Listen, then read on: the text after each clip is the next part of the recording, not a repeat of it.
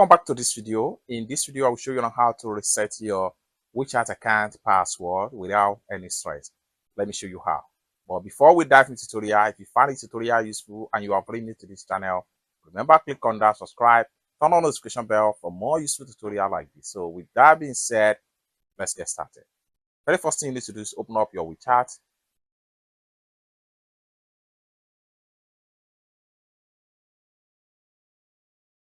The next thing you need to do is to click on your profile icon.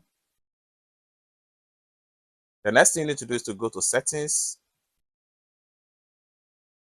That's just to take you right here. Next thing you need to do is to go to account security. The next thing you need to do is to go to password. The next thing you need to do is to enter your old password right here. Enter your new password, confirm the new password, and click on done right here. It's that simple.